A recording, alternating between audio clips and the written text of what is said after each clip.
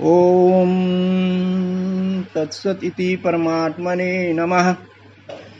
सर्वथा पाणिपादं तत्सर्वतो अक्षिशिरमुखं सर्वथा श्रुतिमतलोके सर्वम् आवृत्य तिष्ठति। ओम विश्वरूपाय नमः।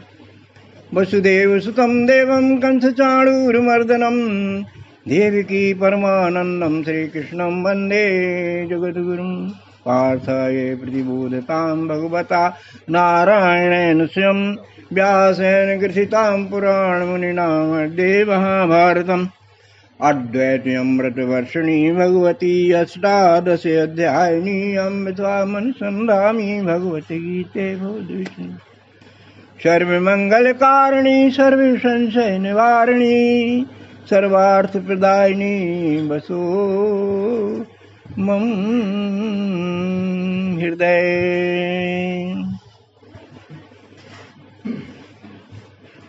मंगल भाव अर्पित करता हूँ कि वंशे सदैव भवताम हरि भक्तु अस्तु। आपके वंश में, आपके परिवार में, आपके कुल में हरि भक्ति सदैव बनी रहे। बंधुओं, तुलसीदास जी ने हमें धन्यभागी कहा, मनुष्य तन को बड़ा धन्यभागी कहा कि बड़े भाग मानस तन पाव, और उसके बाद बड़े भाग पावहीं सत्संग। फिर कई धन्य घरी जहाँ हो सत्संग। तो तीनों ही बातें धन्य है कि मनुष्य तन मिला है तो सत्संग ज्वाइन होना अति आवश्यक। प्रभु के प्रति हम अवश्य आभारी हैं। किसी संत हृदय कवि ने अपने अंतरंग भाव को दर्शाया है, बड़ी अच्छी बात कही है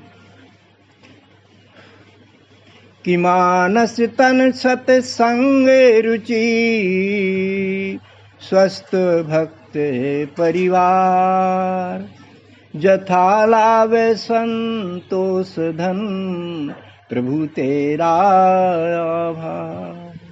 आभारी हैं। कितनी यात्रा की हमने, उद्विज बने, स्वेदज बने, अंडज पिंडज क्या क्या नहीं बने, तब जाकर के ये साधन धाम प्राप्त हुआ है। निश्चित रूप से भगवान की कृपा और हमारा पुरुषार्थ, हमारे पुण्य कर्म है हमारे पास, इस पर हमें गौरवान्वित होना चाहिए। और सत्संग में रुचि हो जाए, बहुत बड़ी बात है। बड़े भाग हैं सत्संग में आ जाए। बड़े भाग पावहीं सत्संग बिना ही प्रयास हुई भवभंगा। बिना प्रयास के सत्संग में आ जाओ तो संसार में तैरने की कला आ जाएगी। संसार की विपत्तियां न्यूट्रल हो जाएंगी। तैरने का मतलब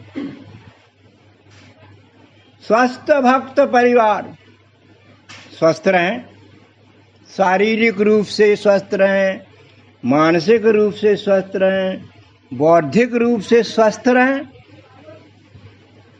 और धन रूप से स्वस्थ कोई नहीं कहता। एक स्व में स्थिति को और कहते हैं स्वस्थ रहना। स्वस्वरूप में स्थिति, निज स्वरूप में स्थित रहें। और भक्त परिवार, विभक्ति वाला परिवार उधम करता है। कहीं पत्नी लड़ती तो बच्चे भागते हैं तो वगैरह वगैरह। भक्त परिवार मिल गया, एकजुट परिवार, सदाचरणी परिवार मिल गया। प्रभु की सबसे बड़ी कृपा। और जथा लाभ संतुष्ट धन, क्या बात है। जथा लाभ जो मिल गया, यथा अपने साधनों से, सही तरीके से, अपने सत प्रयत्नों से, सत्पुरुषार्थ से जो धन मिल गया, जो शरीर मिल गया, जो पत्नी मिल गई, जो घर मिल गया, वाह वाह वाह, वो है अपना। ये बात कितनी अच्छी। प्रभु के आभार हैं हम। यदि ये सब चीजें हैं तो हम प्रभु के आभार रहें, कृतज्ञ रहें, उससे प्रेम करें।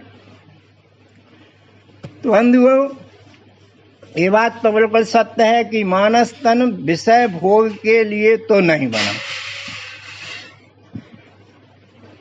हमारे बुद्धिमान विज्ञानी कहते हैं कि ये तो परमात्मिक योग के लिए बना है, कोई परम चीज खोजने के लिए बना है, परम चीज पाने के लिए बना है, क्योंकि इसमें परम साधन लगे हुए।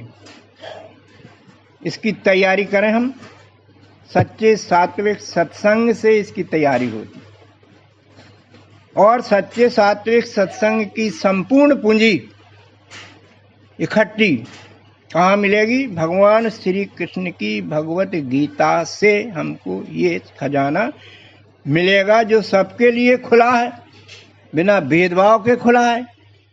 एक अंग्रेज आया भारत देश भ्रमण करने, तो इंग्लिश वर्जन की एक गीता उसको पढ़ने को दी, तो पढ़ा वो, व्हाट इज दिस? उसने कहा गीता? बोला Gita is not only the Bible of Hindus, केवल हिंदुओं का ही ये धर्म ग्रंथ नहीं समझ में आता, it is the Bible of humanity. Humanity यानी समस्त मानव का ग्रंथ है,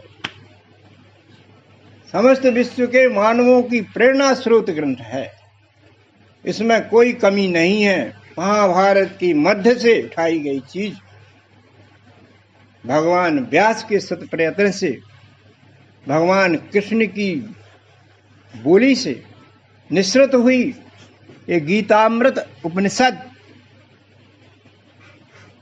सारे विश्व में एक प्रतिष्ठित ग्रंथ के रूप में विराजित है, सबके लिए खुली है। इसके महत्व पर व्यास जी महाराज ने तो इतना तक लिख दिया कि महापापादि पापानि गीता ध्यानम करोति चेत।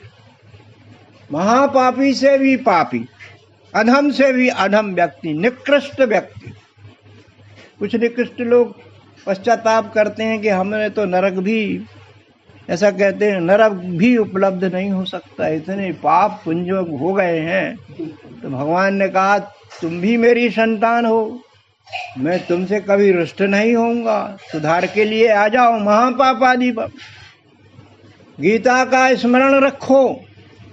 एक पंडित जी बता रहे थे ध्यान ध्यान क्या बता रहे थे, आंखें मूंद लो और भीतर सोच लो, वो ध्यान। जबकि हमने विज्ञानशाला में पढ़ा कि ध्यान माने देखी हुई वस्तु का स्मरण, अनुभव की हुई वस्तु का स्मरण। क्या हमें अपने नाम का ये ध्यान करना पड़ता है? स्मरण स्वाभाविक होता है हमारे, हम मनुष्य हैं, ये क्या हमको करना पड़ता है? ये इसका ध्यान है, हमको स्मरण है कि हम मनुष्य हैं, याद नहीं करना पड़ता। वो ध्यान बता रहे हैं, अंदर आंख बंद करके तो मन का मनन होता है। आप बताइए, मन का मनन तो भीतर मन होता रहता, उछल पड़ा। ध्यान देखी हुई चीज का स्मरण को ध्यान कहते। तो गीता का ध्यान करना ने, गीता की सैद्धांतिक बातें जो व्यवहारिक बातें हैं उनको अपने स्वभाव में बना लेना ही ध्यान। गीता ध्यान कश्चित स्पर्शम न कुर्वन्ति नलिम न अम्बुवत्, कोई पाप का इतना सा भी अंश जो है स्पर्श नहीं करेगा। बुरे काम, पाप माने बुरे काम, चाहे हम अपने लिए कहें, चाहे दुनिया के लाने करें, चाहे कछु के लाने करें, बुरे परिणाम देने वाले पाप। नलिनी नलम अम्बुवत्, जैसे पानी में कमल अलिप्त रहता है, खिलता है, इसी प्रकार से इस संसार में रहते हुए हम कमल की भांति रह सकते हैं यदि गीता का स्मरण करते हैं, नित्य पाठ करते हैं और तदनुकूल आचरण ही देते हैं। तो पढ़ के डालने में नहीं, पढ़ के लेने में। पढ़ डाला नहीं, पढ़ के डाल दिया नहीं, पढ़ के लेने में ये बात होती है। तो बंधुओं, भगवान ने एक श्लोक में कह दिया कि जिसके ये पाप खत्म हो गए ना, ये शाम तो अंतगतम पापम जना नाम पुण्य करणाम, जब पाप खत्म हो गए तो पुण्य आने लगे। इसके बाद वो मुझे निर्द्वंद होकर भजते हैं, क्योंकि ये पाप जो हैं द्वंद्व फैलाते हैं। और द्वंद्व में कोई अध्यात्म टिकता नहीं। भड़ाई हो रही जिस घर में, आप रामायण पढ़ने बैठ जाओ, क्या मन लगे? द्वंद्वों के लिए द्वंद्व रहे तो स्थिति नहीं बनती, क्योंकि वो पाप तो भोगना पड़ेंगे। साधु तो कहते हैं, या एक मैंने पढ़ा था कहीं, अध्यात्म की बात बहुत पसंद आई थी, परमहंसी में लिखी थी कि सज्जनों को भगवान पहले कष्ट देते हैं, बहुत बहुत कष्ट देते हैं दूसरों की अपेक्षा। बोले क्यों? बोले इनके पाप जल्दी से दूर हो जाए, वो सोचते ये जल्दी से निकल जाए तो ये शुद्ध हो जाए, तो मेरी शरण में जल्दी आ जाए। बेचारे फंस गए कि कहीं उल्टे सीधे पापों में। तो अच्छे कष्ट मिले तो समझो भगवान हमारे ऊपर कृपा कर रहा है, शुद्ध करने की ओर प्रयास कर रहा है। नहीं इसने पाप दिया, इसने किया, उसने किया, ये तो बड़े बड़े विद्वान करते। लेकिन संत ये सोचता है कि इनका कोई दोष नहीं है। कबीर साहब तो कहते हैं, निंदा के नीरे राखिए और पास में बुला लो हमारे आलोचकों है। हम शांत नहीं होंगे, हम सुधरेंगे। जब तक कोई हमारी गलती नहीं बताएगा तो हम पहले सोचते भी नहीं यार कि हम जो कर रहे थे ये गलती है। हम जानते नहीं कि हमारी गलती हो सकता है, गलती हो ना करेगा, नहीं लड़ेंगे उससे। हमारी गलती नहीं, वकील साहब बन जाएंगे, हमारी गलती है ही नहीं, सिद्ध कर देंगे, मुकदमा दायर, सिद्ध वकील साहब। ये परेशानी का विषय।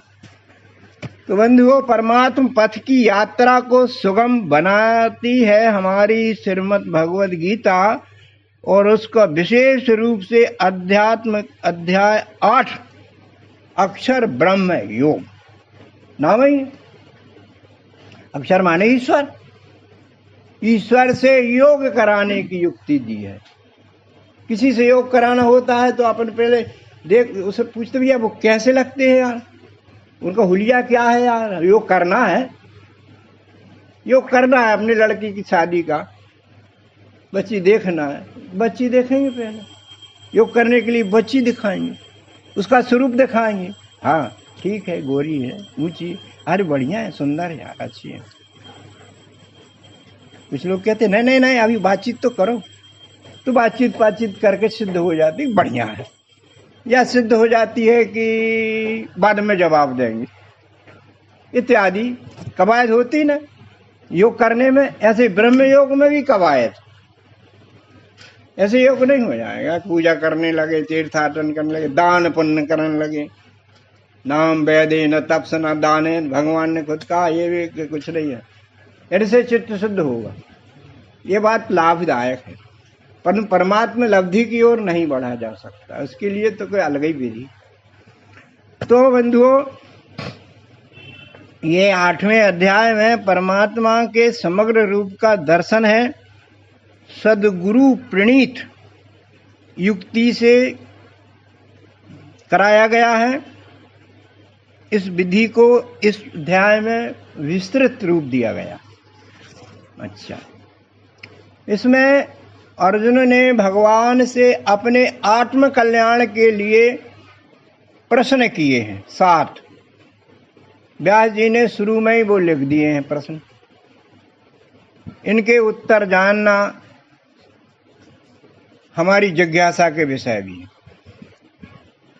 पिछली विवेचना हमने अर्जुन के 3 प्रश्नों तथा भगवान के द्वारा दिए गए उत्तरों पर विशद प्रकाश डाला था पिछली विवेचना में। आज हम आगे बढ़ते हैं, शेष प्रश्नों के ऊपर चलते हैं। अभी पहले क्या देखा था? किम तत् ब्रह्म, ये ब्रह्म है क्या, कैसा है? किम अध्यात्म, अध्यात्म शब्द से किस बात का बोध होता है? किम कर्म, वो ब्रह्म कर्म करता है क्या है? ये 3 बातें बताइए प्रभु। अपन ने उत्तर देख लिए हैं। अब अगले प्रश्न है, अधिभूतम ता किम प्रोक्तम अधिदेवम किम उच्यते अधियज्ञः कथम को अत्र देहे अस्मिन् मधुसूदन प्रयाण काले च कथम गेयो असि नियतात्मा भी। पहुंच पूरी बताई गई। पहले तो ये बताइए, ये शब्द पहले बताए थे 7वें अध्याय में, शब्द ही बताए थे, इनका विशेष व्याख्यान नहीं दिया गया था। तो इन नए शब्दों को समझने की जिज्ञासा अर्जुन की हुई, और हम भी इस शाला में आए थे, तो विज्ञान सम्मत शब्द हैं, इनको समझना थोड़ा सा गड़बड़, थोड़ा क्लिष्ट था। तो भगवान को 8वां अध्याय में इन शब्दों को विश्लेषित करना पड़ा, और हमारे विदुषियों ने, विद्वानों ने भी व्याख्या में इन शब्दों का भरपूर विश्लेषण किया है, विविध तरीके से किया है, और लक्ष्य सीधा परमात्मा दर्शन कराया गया। तो अधिभूत क्या है, अधिदेव क्या है, अधियज्ञ क्या है, और जीवन रहते प्राणांत के पहले, प्रयाण होने के पहले, शरीर शांत होने के पहले इनको हम कैसे प्राप्त कर सकते हैं, इन 3 शब्दों को आत्मसात कैसे कर सकते हैं, ये प्रश्न अर्जुन के यहाँ हमको देखने को मिलते हैं। अब उत्तर देखते हैं अपन। उत्तर में व्यास जी महाराज ने श्लोक क्रमांक 4 और 5 की प्रस्तुति कर दी। 4-5 की प्रस्तुति देखें।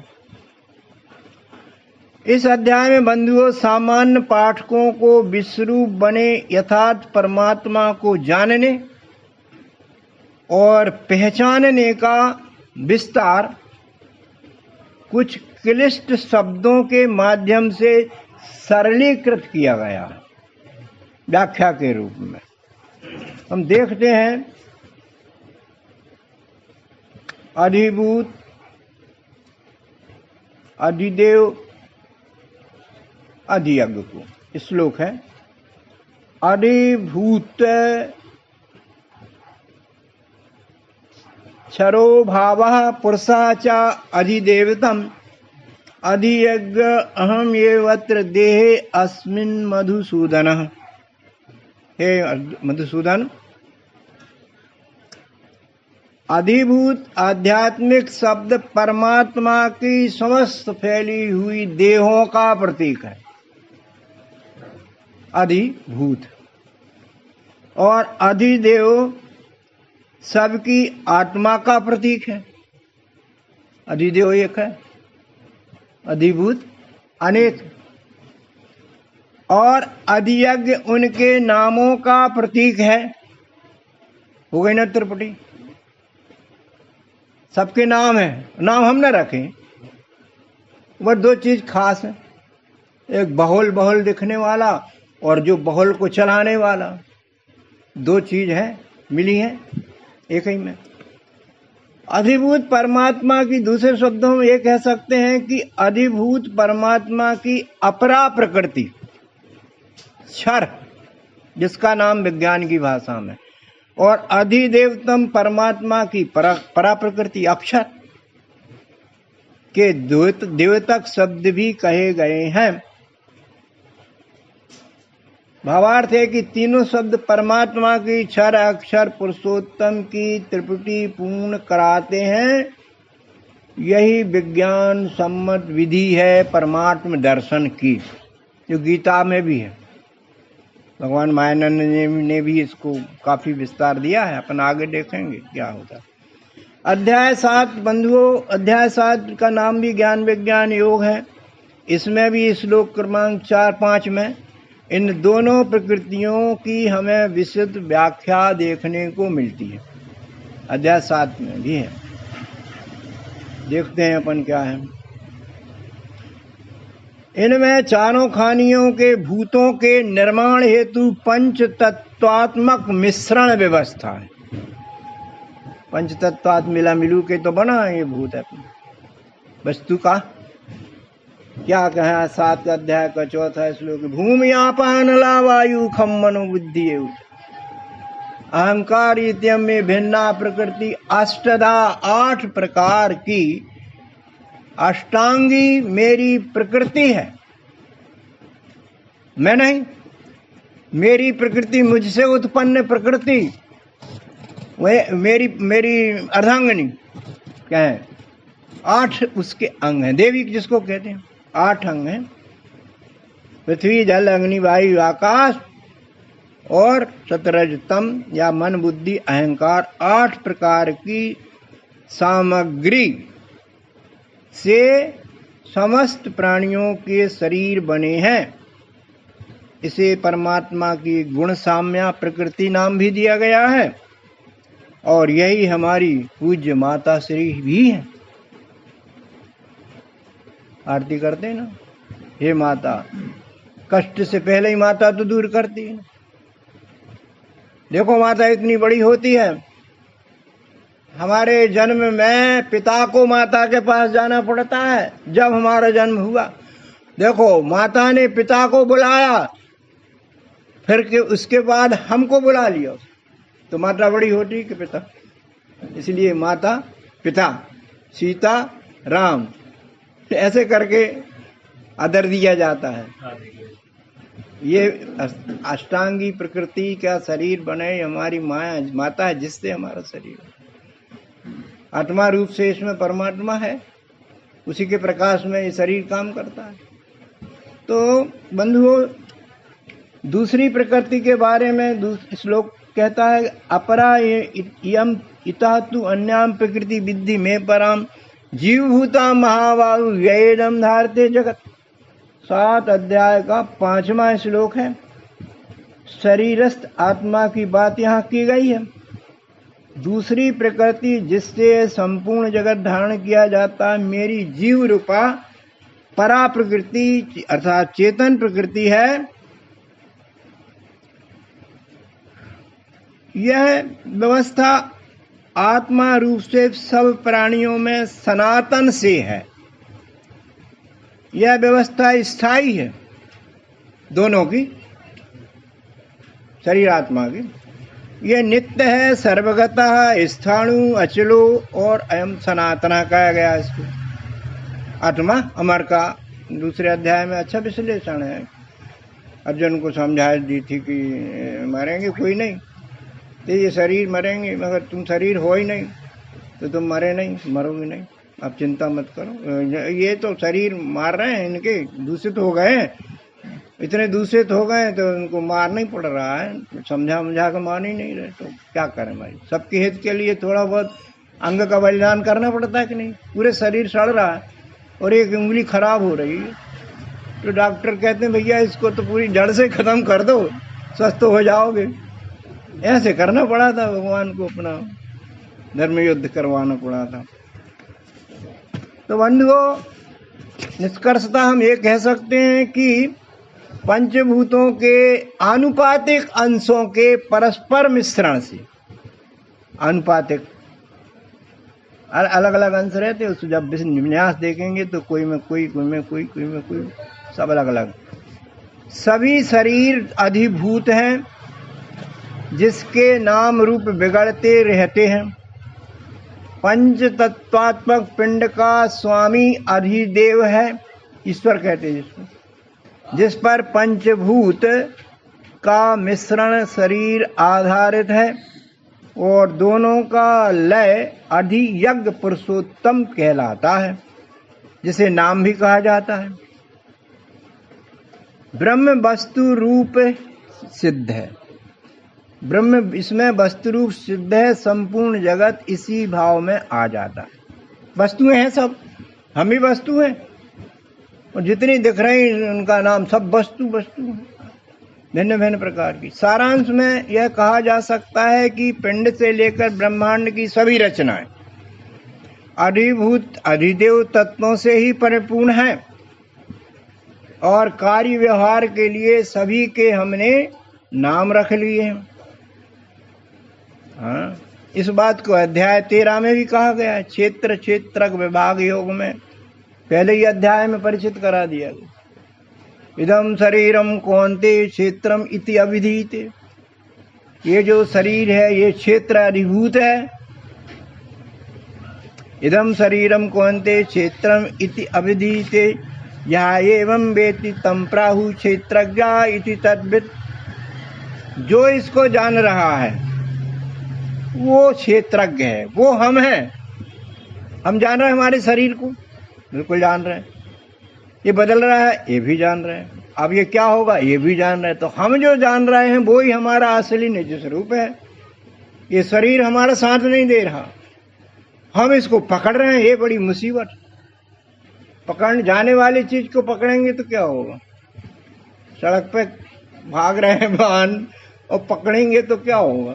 मूर्ख ही कहे जाएंगे, अज्ञानी बालक कहे जाएंगे। उनसे बच जाओ और दूर हो जाओ, उन्हें मोह मत रखो। तो इस बहने वाले, बदलने वाले, परिवर्तनशील क्षर स्वरूप को विज्ञान की भाषा में अधिभूत कहा गया। फिर वही शब्द यहाँ जोर मारा। इसमें विश्वमय के समस्त प्राणियों की देह हैं जो पैदा होकर मरती जाती और फिर नई होती जाती हैं। ये क्रम चक्राकार चलता ही रहता। ब्राह्मण सर्वभूतानि यंत्रारूढ़ानि माय, वो अभी अपन ने विश्लेषित किया। और अक्षरात्मा को अधिदेव संज्ञा दी गई है तथा दोनों का विलय विश्व में पुरुषोत्तम नाम है। उसे ही इस देह में अधियज्ञ कहा गया है। अध्याय 8 के चौथे श्लोक में श्री कृष्ण परमात्मा भाव से कहते हैं कि इस देह में जो जीवन रूपी यज्ञ हो रहा है, सब चीजें यज्ञ कर रही हैं। आंखें, कान, नाक, हाथ, पैर सब यज्ञ कर रहे हैं, सेवाएं कर रहे हैं। तो यज्ञ रूप से प्रेरणा देने वाला भी यज्ञ करता मैं ही हूं। मेरी प्रेरणा से ही सारे यज्ञ हो रहे हैं।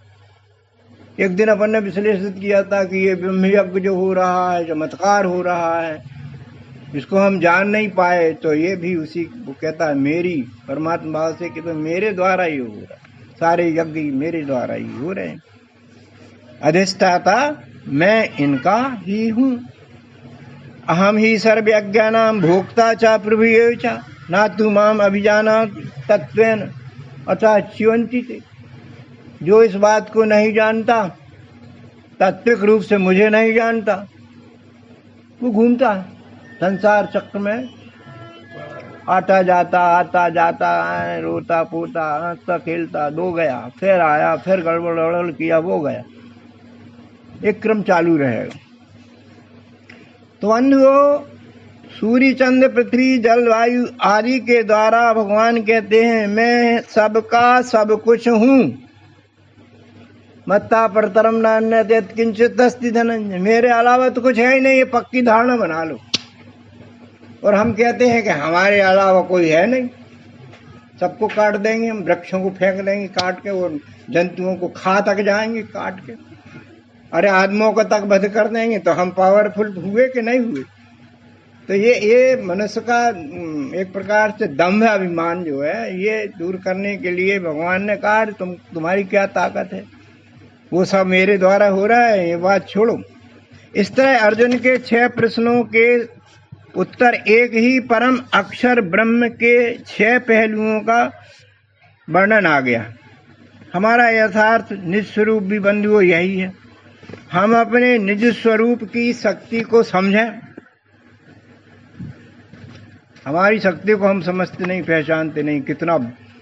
कितना ये दिमाग जिसका हम 1/10 अंश भी हम खर्च नहीं हो पा रहा, या क्या चीज है। अर्थात आत्मज्ञान प्राप्त करें इस दुकान से, इस हेतु तत्वज्ञानी परम गुरु से युक्ति प्राप्त करें, क्योंकि हमारे बस की बात नहीं है। भगवान ने खुद कहा है तद्विद्धि प्रणिपातेन परिप्रश्नेन सेव्या। उस तत्वज्ञानी की तमेव शरणम गच्छ सर्वभावेन भारत, उसकी शरण में जा, सदगुरु की शरण में जा, तो वो तुझे वहां पहुंचा देगा। यह तभी संभव है। बंधुओं, इसी ज्ञान पर जीव की वास्तविक उन्नति अवलंबित है। एक दिन आया था ना उत्क्रांति, उत्कृष्ट का निकृष्ट, ठीक कहा, उत्कर्ष का अपकर्ष, आपका ठीक, आप ठीक थे। उत्कर्ष का अपकर्ष और उत्कर्ष का अपकर्ष और उत्कृष्ट का निकृष्ट, बस आप ठीक है ना, दोनों सही है। तो ये जो उन्नति की स्थायी व्यवस्था हम बनाएं और ब्रह्म अनुभूति, ब्रह्म का साक्षात्कार प्राप्त करें, और कोई अलग से व्यवस्था है ही नहीं। और कोई व्यवस्था हमारे चतुर लोगों ने बनाई है तो वो सब ब्रह्म की अनुभूति कराने में असमर्थ हैं। हाँ, चित्त शुद्ध करने में जरूर समर्थ।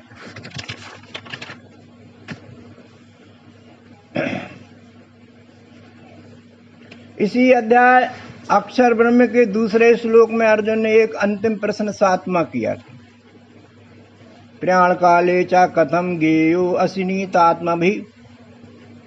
भावार्थ, अर्जुन का प्रश्न है यहाँ कि युक्त चित्त वाले माने निर्मल चित्त वाले, निर्मल जन्म सो मोहि पापा, कहा भी उन्होंने कि सदगुरु की सेवा के पहले निर्मल मन करना होगा, मन में थोड़ी सफाई होना, शुद्धि होना चाहिए। तो जिसका निर्मल मन है, ऐसे स्थित प्रज्ञ पुरुषों द्वारा, स्थित प्रज्ञ पुरुषों ना विवेकशील प्रश्न, जो विवेकशील पुरुष जो प्रयत्नशील हैं, उनके जीवन रहते रहते आप किस तरह जानने में आते हैं, कृपया बताएं। किष्किंधा कांड में वाली ने भी मरती वक्त श्री राम जी से कहा था, तुलसी ने लिखा भी, क्या कहा था? जन्म जन्म मुनि यत्न कराही, अंतराम कहे आवत नाही। यत्न करने पर भी नहीं होती अनुभूति। राम कहने का मतलब अनुभूति नहीं हो पाती, यत्न सही नहीं है, इसलिए अनुभूति नहीं होती है। गीता जी कहती हैं यह वस्तु स्थिति काफी कठिन श्रम साध्य तो है। अनेक जन्म संसिद्धिम कहा सायाति परमाम गतिम, अनेक जन्मों के प्रयासों से यह परम गतिम माने मुक्ति की अवस्था प्राप्त होती। कई जन्म पर जन्म लेना पड़ सकते हैं। गीता में श्लोक भी आता है, नेताजी जानते, बहुनाम जन्म नाम अंते ज्ञानवान माम प्रपद्यते। ज्ञान से ही मुझे पाया जा सकता है, 100% मान लो। नाम वेदे न तप सना दान न वेद तप दान अध्ययन से तक नहीं, ज्ञान से, तात्विक ज्ञान से ही मेरी पकड़ होगी। ये थोड़ी श्रमसाध्य है, बुद्धि जन्य है, बुद्धि अवतार हुआ भगवान मानन का, इसीलिए बुद्धि से पकड़ो उसको। जिसकी कम बुद्धि है वो उनको कोई भी कुछ भी पकड़ा देता, बुद्धि वालों को पकड़ यहाँ बैठती है सही। यही बात अर्जुन भगवान श्री कृष्ण से साक्षात पूछते हैं कि इस संबंध में आपका क्या ख्याल है। तो भगवान अर्जुन को उत्तर देते हैं, अंत काले चा मामे स्मरण मुक्त्या कलेवरम। 8 का 5वां श्लोक। सा प्रियाति सा मद्भावं याति न अस्ति अत्र संशया। देह भाव के मृत होने पर, देह के मृत होने पर नहीं, देह भाव के मृत होने पर, शब्द ज्ञानी समझते हैं देह भाव मृत होता है तभी, मेरी स्मृति यदि तुझे बनी रहे तो वह स्मृति मुझसे अवश्य ही मिला देगी। और बंधुओं, स्मरण तो देखी हुई चीज का हमेशा रहता है, पढ़ी सुनी बातें तो हम भूल जाते हैं। तो प्रयोग करके, प्रत्यक्ष अनुभूति करके ब्रह्म के बारे में हमने जानकारी कर ली, अंतकाल होने के पहले कर ली, तो परमात्मिक आनंद जीवन रहते ही आने लगेगा। गीता जी ये गारंटी लेती है। सीधा सीधा लोग तो अर्थ लगाते हैं ऐसा कि अंतकाल में राम कह दो तो पूरे परम धाम को पहुंच जाओ, लेकिन यहाँ कवायद भी कही है। ऐसे शब्द एक राम कह देते सब तर जाते, फिर कहा कि पंचायत बनती बड़ी कि शुद्ध हो, जो करो वो करो। हाँ, तो बंधुओं, इस श्लोक का हम भावार्थ निकालते हैं दूसरे शब्दों में कि अंतकाल का मतलब मृत्यु के समय। मृत्यु को अंत भी कहा जाता है। प्रतिक्षण हमारे देह की मृत्यु हो रही है कि नहीं? देह की मृत्यु हो रही। शिशु की मृत्यु हुई हमारे शरीर में, हुई। फिर किशोर आ गया, अब किशोर की मृत्यु हुई तो युवा हो गए, और युवा की मृत्यु हुई प्रौढ़ हो गए, और प्रौढ़ की मृत्यु हुई तो ये तो बहुत से बैठे पीला मुंडा दसन विहीनम।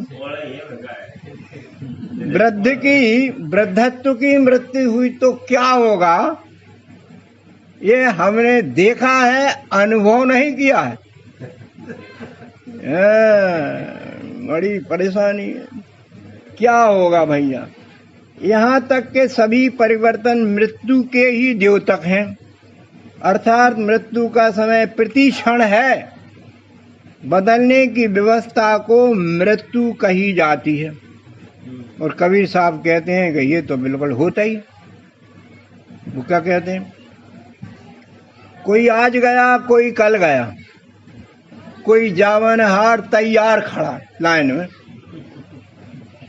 नहीं कायम कोई मुकाम यहाँ, चिरकाल से यही रिवाज रहा।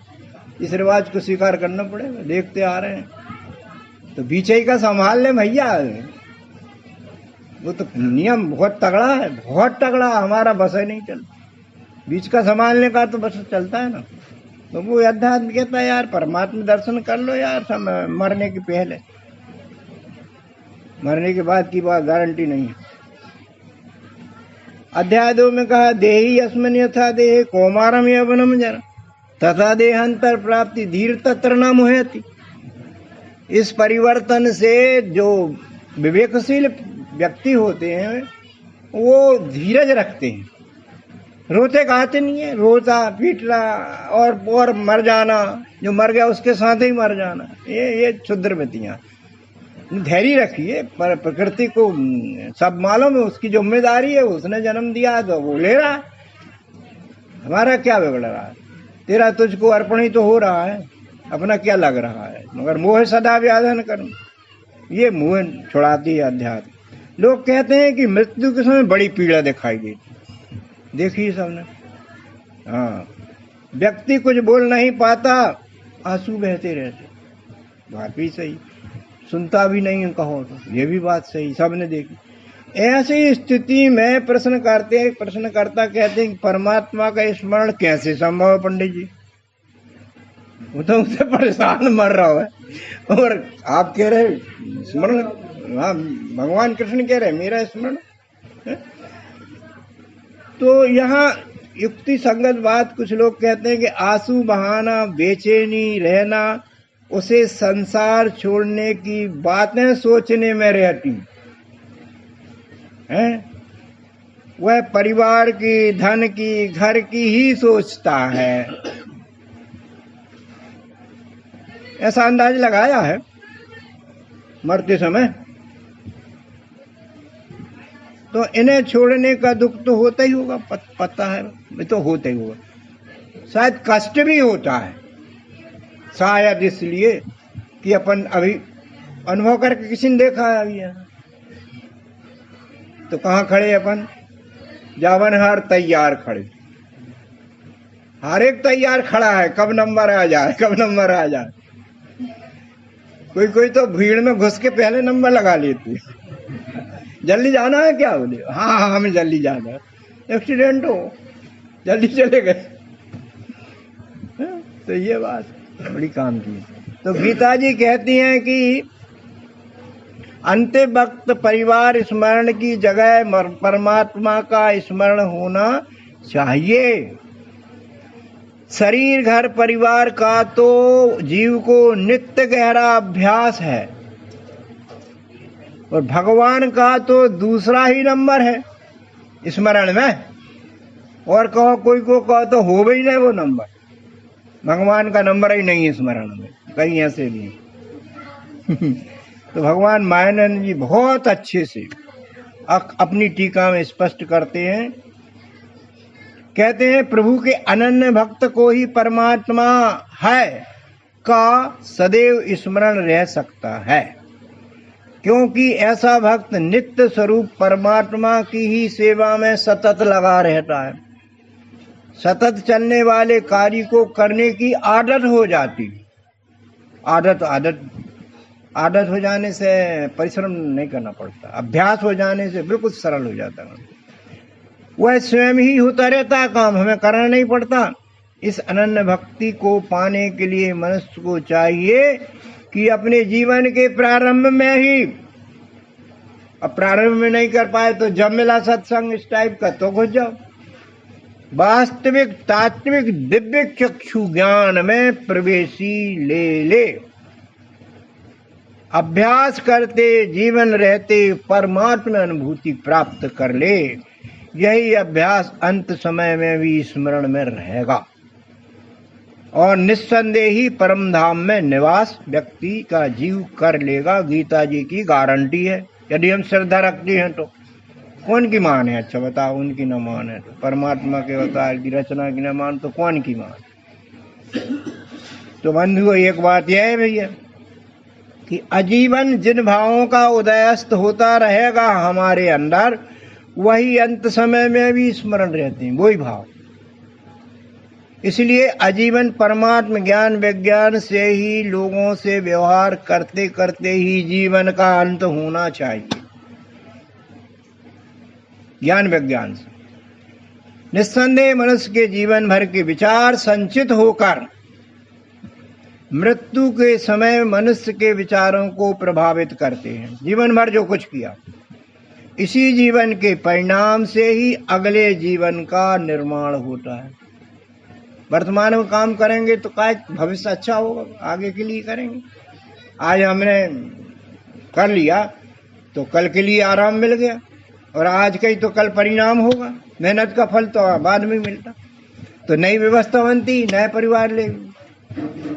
भगवान तो कहते हैं ये बुद्धि संयोग परमात्मा ज्ञान का नष्ट नहीं होता, जितना पा लिया उतना तुम्हारा स्तर रहेगा और अगले जन्म में वो फिर गति मिल जाएगी। बाकी विद्याएं भूल जाएंगे, लेकिन अध्यात्म विद्या नहीं भूलते। इसलिए हमने देखा कोई कोई बच्चे गीता रामायण बोलते, बिना पढ़े राम बोला। तुलसीदास जी ने कहा राम, ये क्या है? ये पूर्व पुरानी बात है, धरी धराई चीज है जो। तो हम अभी संचय कर ले अच्छे जम के, विश्वास करके भगवान कृष्ण पर याद। तो बंधुओं, सामान्य लोग तो त्रिगुणी सतरज तम में ही अपना संपूर्ण जीवन गंवा देते। बहुत से लोग इतर सोच में कर ही नहीं पाते। कमाई खाने में, बच्चों के लाड़ प्यार में, पत्नी के साथ आनंद लेने में, धन संचय करने में, पेट के लिए नहीं पेटी के लिए भर लेते हैं, यही लगा रहता है। सतगुण सुखासक्ति में गीता कहती, और रजगुण कर्माशक्ति में, और तमगुण आलस्य प्रमाद में ही लगाए रहता है। परिणामता इनके फल भोगने हमें जन्म पर जन्म लेने पड़ते हैं। मनुष्य को चाहिए कि गुणातीत स्थिति प्राप्त कर ले। एक दिन मैंने बताया था रजतम के गुण जाने, कल ही तो बताया था, पर तमोगुण के बताया था।